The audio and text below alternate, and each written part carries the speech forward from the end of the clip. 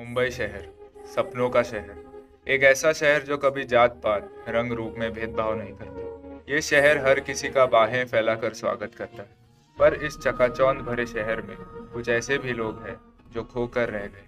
ऐसे ही लोगों में से एक समाज ऐसा है जिनके होने या ना होने से किसी को फर्क नहीं पड़ता।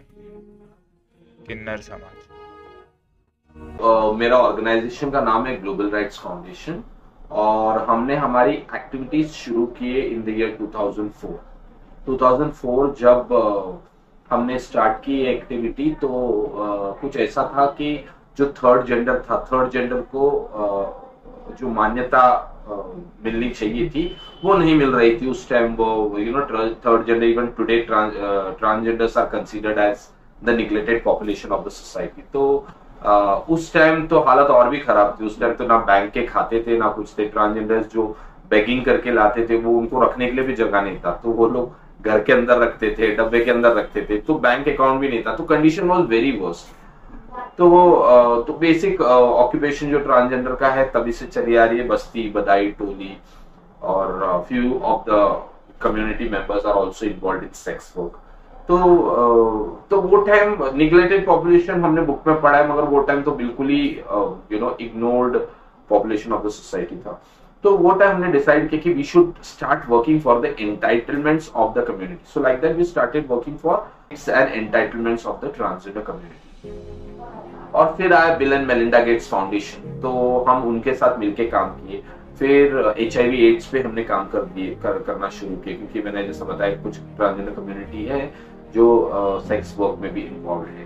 तो हम लोग sex worker, female sex workers and transgender community, उनके लिए हम काम करना शुरू किया। उसके बाद हुआ ऐसा कि bill and Melinda Gates foundation के साथ जब हमने काम करना शुरू किया, उसके बाद हमको अपॉर्चुनिटीज मिली। उसके बाद काफी सारे लोग हैं, काफी सारे एक्टिविस्ट लोग हैं, वो सब सामने आने लगे। They started speaking, they started raising their voice, they started asking for their rights. So we got the platform, we got the chance कि हमको ऐसा लगा yes, this is the time to start working for the community. So हमने starting में सब transgender, HIV ads इसी पे काम करने लगे। एंटाइटलमेंट्स, राशन कार्ड बनाना, वो ये।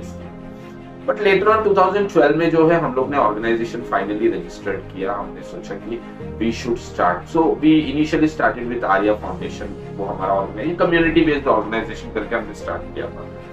उसमें हम लोग काफी सारे कम्युनिटी मेंबर्स को हमने डॉक्यूमेंट्स के लिए सपोर्ट किया। आधार कार्ड, पैन कार्ड, वो टाइम। सो आधार कार्ड हो गया, पैन कार्ड हो गया, राशन कार्ड हो गया।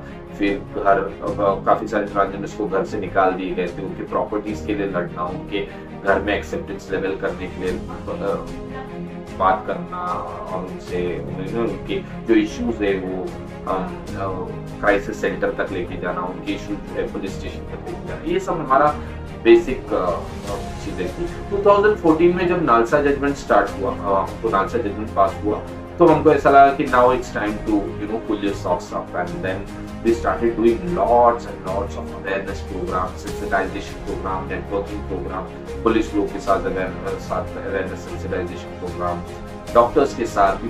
काफी ट्रांसजेंडर्स हॉस्पिटल जाते हैं, doctors are not ready to touch them. Then we thought like, why only transgenders? Why can't we work for other population of the society who also need us? तो हमने start किया काम करना female sex workers. तो now हमारा जो 2019 में हमने एज अ ट्रस्ट रजिस्टर किया, 2020 में हमने एज अ फाउंडेशन रजिस्टर किया। सो स्टेप बाय स्टेप हम लोग ऊपर गए, हम स्टेप बाय स्टेप हम काम करने लगे। हमारे जैसे अचीवमेंट्स आने लगे, जैसे हम लोग ने हम समझने लगे कि किस तरीके से काम करना चाहिए, तो ग्रुप को लेके हम काम करने लगे। फीमेल सेक्स वर्कर्स का एक ग्रुप लिया, हमने बचत गट तैयार किए काफी सारे। हम ट्रांसजेंडर्स का ग्रुप लेके सेल्फ हेल्प ग्रुप, वही बचत गट उनके तैयार किए, उनके ग्रुप्स तैयार किए, क्राइसिस सेंटर तैयार किए, क्राइसिस हॉटस्पॉट्स पे जाके क्राइसिस स्ट्रीट प्लेस करने लग गए, अवेयरनेस करने लगे, HIV के बारे में बताने लग गए, अपने राइट्स के बारे में बताने लग गए, जेंडर के बारे में बताने लग गए, हम sexual harassment at work place के बारे में बताने लग गए। हमने कॉर्पोरेट्स पे ट्रेनिंग लेना शुरू किया। So like that we started growing very slowly after 2012। Till 2012 we were like referring to government hospital, उनका हेल्थ, उनके एंटाइटलमेंट, इस पे काम किया। 2012 के बाद हमने अवेयरनेस पे काम करने लगे, हम ट्रेनिंग पे काम करने लगे, हम एनजीओ मैनेजमेंट, सीबीओ मैनेजमेंट पे हम काम करने लगे, सब ट्रांसजेंडर्स को लेके। उसके बाद ऐसा हुआ कि हमको ऐसा लगा कि हमको और काम करना चाहिए, ह्यूमन वांट्स नेवर सैटिस्फाइड। तो हमने बोला कि हम पेंशन के लिए काम करें, ट्रांसजेंडर पेंशन। फिर लकीली 2019 में ट्रांसजेंडर प्रोटेक्शन बिल पास हो गया।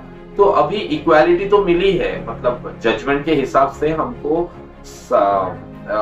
मान्यता है, हमको समानता है। बट प्रॉब्लम ये है कि जैसे स्कूल में बताया गया था स्त्रीलिंग, पुल्लिंग, नपुंसकलिंग, तो स्त्रीलिंग पुल्लिंग तो अभी भी है, बट नपुंसकलिंग के बारे में लोगों को अभी भी नहीं पता है। अभी भी स्टूडेंट्स को पता नहीं है what is third gender, what is नपुंसकलिंग। वी आर वर्किंग और doing supporting community members who are facing stigma.